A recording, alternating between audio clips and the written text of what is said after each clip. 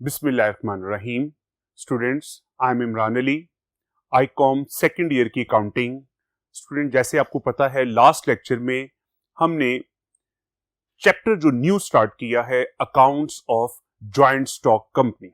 आज हमारा इसका सेकेंड लेक्चर है। लास्ट लेक्चर में स्टूडेंट्स हमने कंपनी की डेफिनेशन को डिस्कस किया, characteristics of joint stock company and kinds of company. आज स्टूडेंट हम अपने इस लेक्चर में स्टार्ट करेंगे स्टेजेस ऑफ इनकॉर्पोरेशन। कंपनी को बनाने के लिए, कंपनी की फॉर्मेशन के लिए जो भी हमारे पास स्टेजेस आती हैं, हम इनको वन बाय वन डिस्कस करेंगे।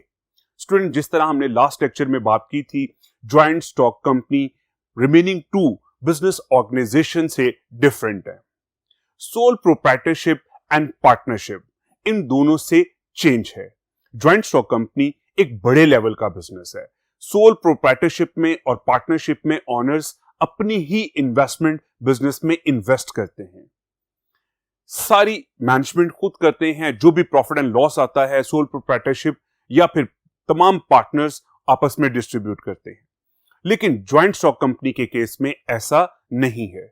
यहां पर स्टूडेंट इन्वेस्टर इन्वेस्ट करता है, बिजनेस को डायरेक्टर्स रन करते हैं, जो भी प्रॉफिट आता है वो ऑनर्स में डिविडेंड की शक्ल में डिस्ट्रीब्यूट कर दिया जाता है।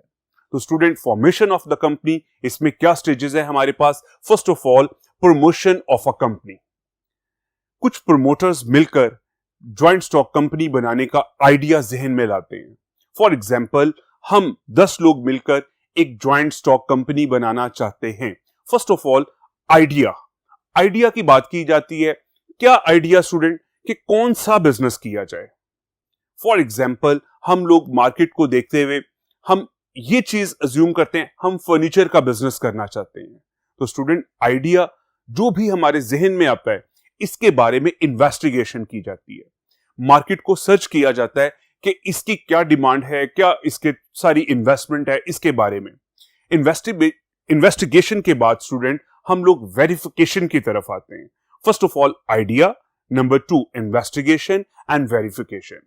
जो आइडिया हमने सोचा, इसके बारे में इन्वेस्टिगेशन करने के बाद इन चीजों की वेरिफिकेशन की जाती है कि बिजनेस प्रॉफिटेबल है और नॉन प्रॉफिटेबल है।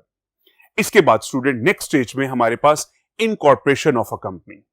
हम इस कंपनी के बारे में आइडिया, इन्वेस्टिगेशन, वेरिफिकेशन, अब हम इसे फाइनल करके अपने डॉक्यूमेंट्स प्रिपेयर करेंगे। डॉक्यूमेंट्स के बारे में इन डिटेल हम आगे डिस्कस करेंगे। रजिस्ट्रार ऑफ द कंपनी को इसे सबमिट करवाया जाता है। Registrar of the company SECP, security exchange commission of Pakistan, इसको इन्वेस्टिगेशन करके, इनको वेरिफिकेशन करके हमें एक सर्टिफिकेट इशू कर देगी, जिसे कहा जाता है certificate of incorporation of a company, कि कंपनी की एग्जिस्टेंस को एक्सेप्ट कर लिया जाता है। इसके बाद स्टूडेंट हमारे पास लास्ट स्टेज आ जाती है, commencement of a business. Second stage के बाद बिजनेस को इजाजत नहीं होती कि वो बिजनेस स्टार्ट कर ले, जब तक उसके पास certificate of commencement of the business ना आ जाए। तो certificate of commencement of the business क्या चीज है स्टूडेंट? जब रजिस्ट्रार ऑफ द कंपनी तमाम डॉक्यूमेंट्स की वेरिफिकेशन करने के बाद, तमाम चीजों से सेटिस्फाई होने के बाद हमें एक सर्टिफिकेट इशू करता है कि जनाब अब आप बिजनेस स्टार्ट कर सकते हैं। तो स्टूडेंट, इस स्टेज में हमारे पास क्या चीज है? बेसिकली जॉइंट स्टॉक कंपनी कभी भी अपनी पैसों से बिजनेस नहीं कर रही होती। अगर हम 10 लोग एक बिजनेस को लेकर चल रहे हैं, तो लाजमी नहीं है कि सारी इन्वेस्टमेंट हमारे 10 लोगों की होगी, बल्कि शायद हमारी जो इन्वेस्टमेंट है वो 10% या 20% हो। रिमेनिंग 80%, 90% इन्वेस्टमेंट जनरल पब्लिक की होगी in the form of shares. General public हमारी कंपनी के शेयर्स परचेज करेगी, हम लोगों के पैसों से बिजनेस करेंगे, और जो भी प्रॉफिट आएगा इन ऑनर्स के अंदर, इन शेयर होल्डर्स के अंदर डिविडेंड की फॉर्म में डिस्ट्रीब्यूट कर दिया जाता है। तो स्टूडेंट, अभी हमने बात की स्टेजेस ऑफ इनकॉर्पोरेशन में। First of all, promotion stage है, इनकॉर्पोरेशन स्टेज है, and commencement of the business है। कमेंसमेंट ऑफ द बिजनेस में हमें सर्टिफिकेट गवर्नमेंट इशू करती है, certificate of commencement of a business. और कब इशू करती है? जब एक मिनिमम नंबर ऑफ शेयर्स हम पब्लिक में सेल कर देते हैं, डायरेक्टर्स अपने शेयर्स परचेज कर लेते हैं, इसके बाद हमें ये इशू किया जाता है। तो स्टूडेंट, कंपनी की फॉर्मेशन में ये बेसिक 3 स्टेप थे। इसके बाद नेक्स्ट देखिए, important legal document of a company. Company के 3 लीगल डॉक्यूमेंट्स हैं students, memorandum of association, article of association and prospectus. Memorandum of association को स्टूडेंट्स MOA ये वर्डिंग भी इसके लिए यूज की जाती है। आर्टिकल ऑफ एसोसिएशन के लिए AOA ये वर्डिंग भी यूज होती है। और प्रॉस्पेक्टस तो प्रॉस्पेक्टस ही है। देखिए स्टूडेंट, वन बाय वन इनको डिस्कस करते हैं। Memorandum of association basically charter of the company. Basically memorandum of association हमें कंपनी का ऑब्जेक्टिव बताता है कि कंपनी क्यों बनाई गई है। इसके बाद आर्टिकल ऑफ एसोसिएशन में स्टूडेंट्स हम लोग बात करते हैं रूल्स एंड रेगुलेशंस की। कंपनी ने जो अपना बिजनेस रन करना है, इसमें कौन से रूल्स एंड रेगुलेशन है।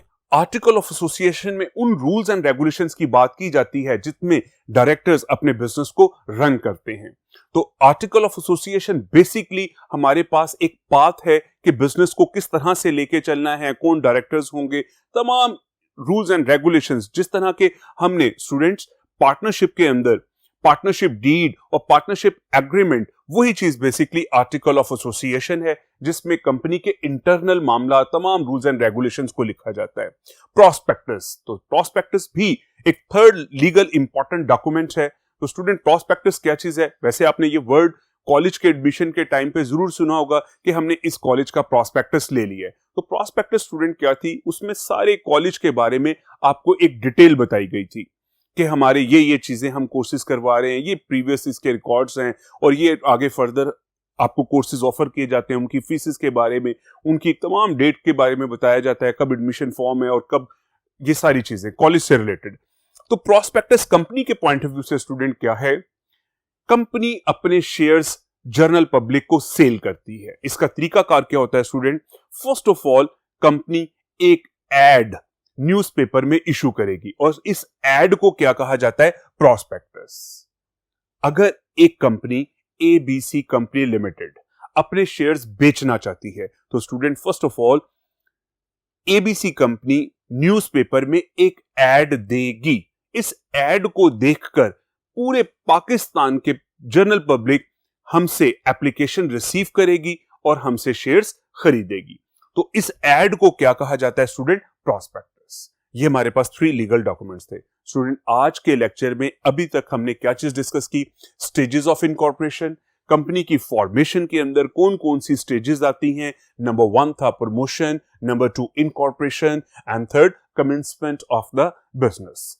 इसके बाद अभी हमने ये बात की student important legal document of a company. इसमें 3 लीगल डॉक्यूमेंट थे, memorandum, article of association and prospectus.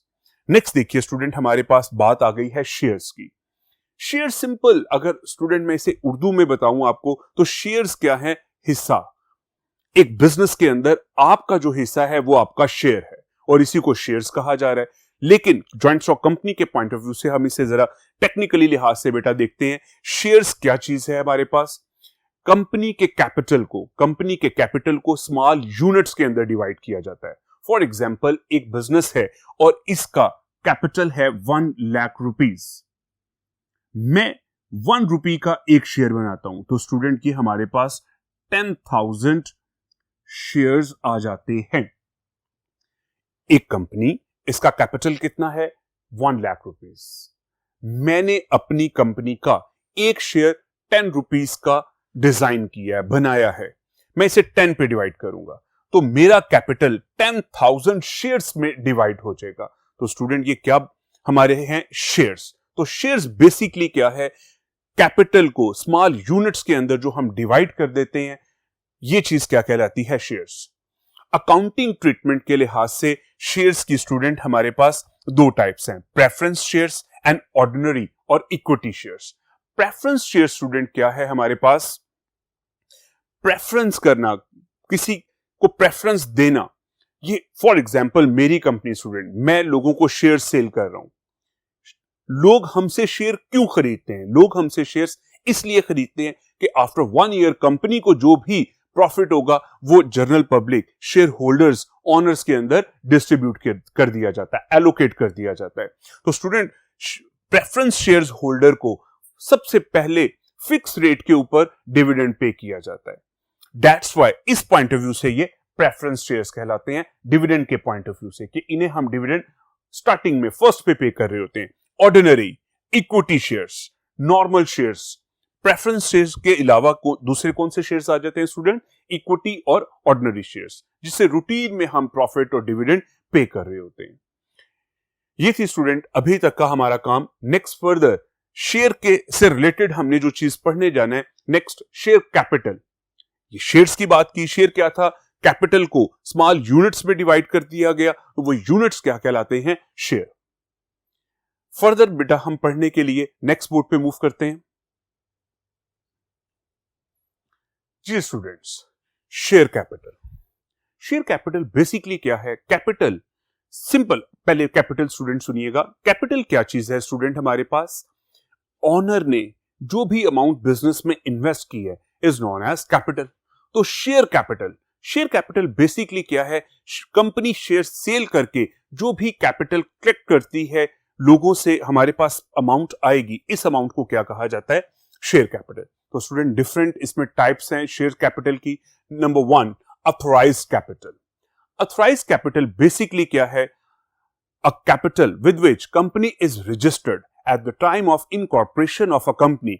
हमने अपने डॉक्यूमेंट्स में अपना कैपिटल बताया कि हमारी company ABC company limited, for example ये नाम अज्यूम नेम है स्टूडेंट एक, हम लोग फॉर एग्जांपल 10 लाख रुपीस हम कैपिटल चाहते हैं अपना बिजनेस स्टार्ट करने के लिए।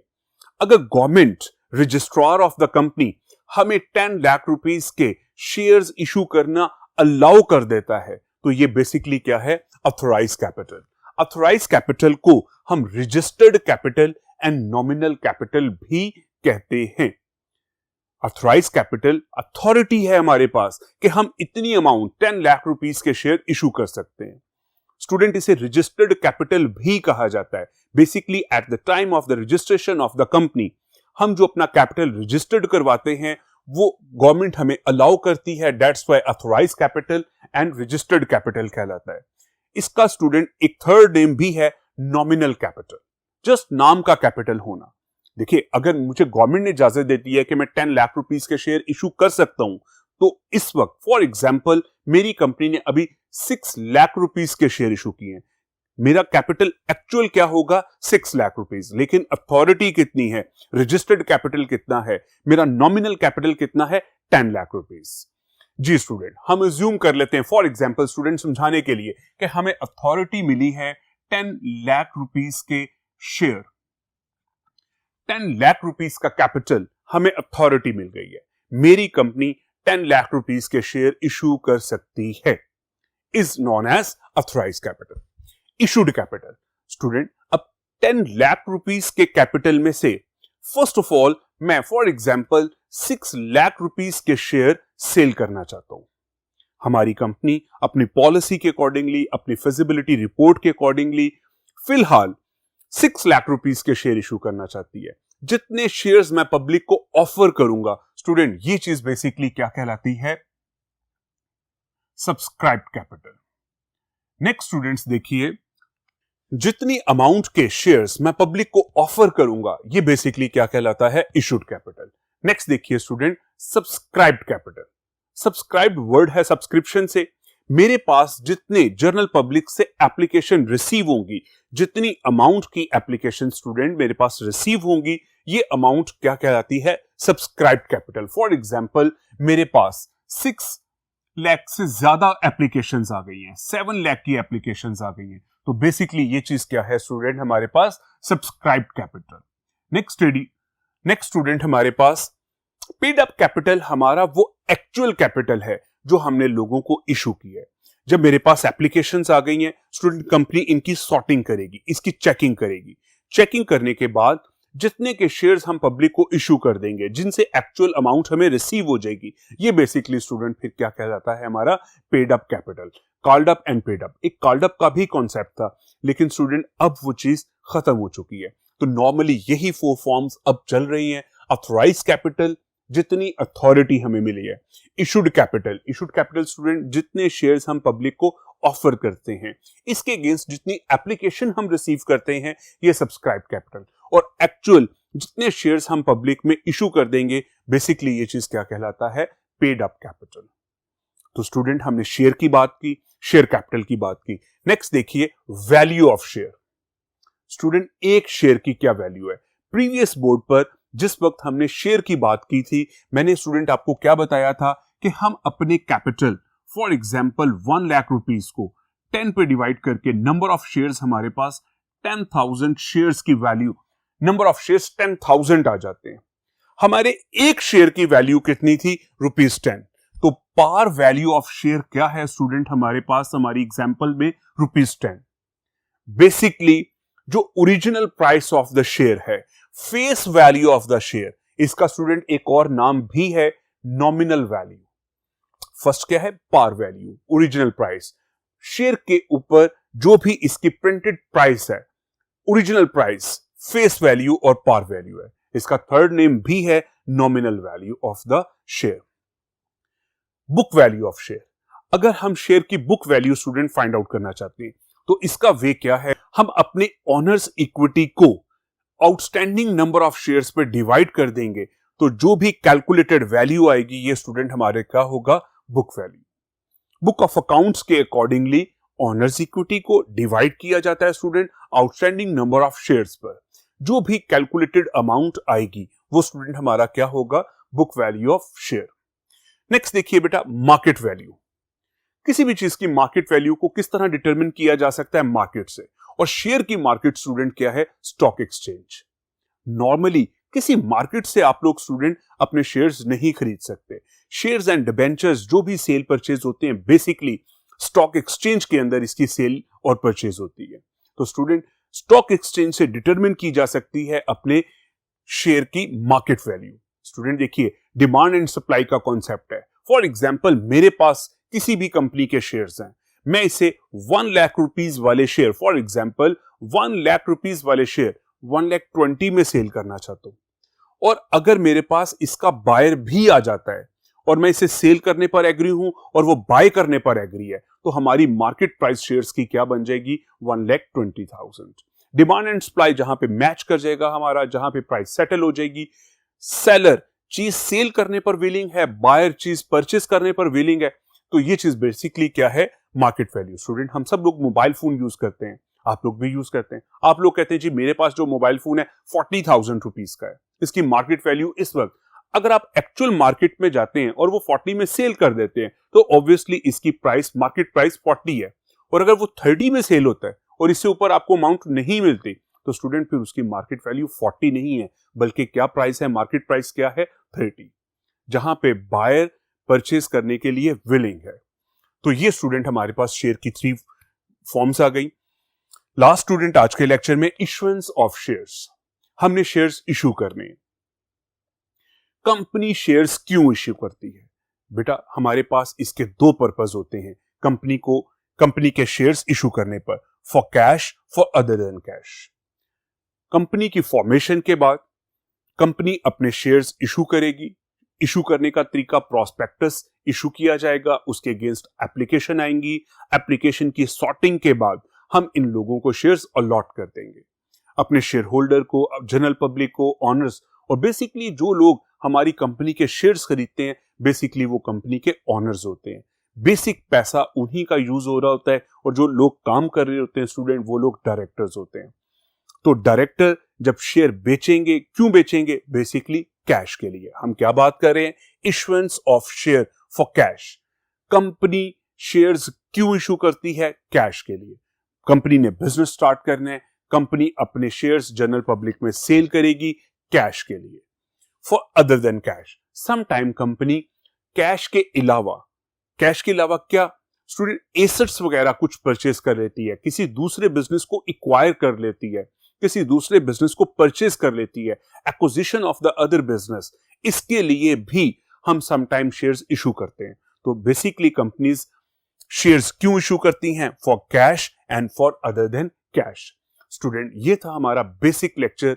लास्ट लेक्चर नंबर 1 में और आज के लेक्चर नंबर 2 में हमने ज्वाइंट स्टॉक कंपनी की थ्योरी के बारे में बात की, जो कि स्टूडेंट आपने आईकॉम पार्ट 1 में प्रिंसिपल्स ऑफ कॉमर्स में आई थिंक 3 चैप्टर्स इसके बारे में स्टूडेंट पढ़े हुए हैं, इन डिटेल आप लोगों ने इसके बारे में पढ़ा हुआ है। हमने कुछ चीजें ऐसी सीख ली हैं जो हमारे न्यूमेरिकल से रिलेटेड हैं, वो रिवाइज भी हो गई हैं।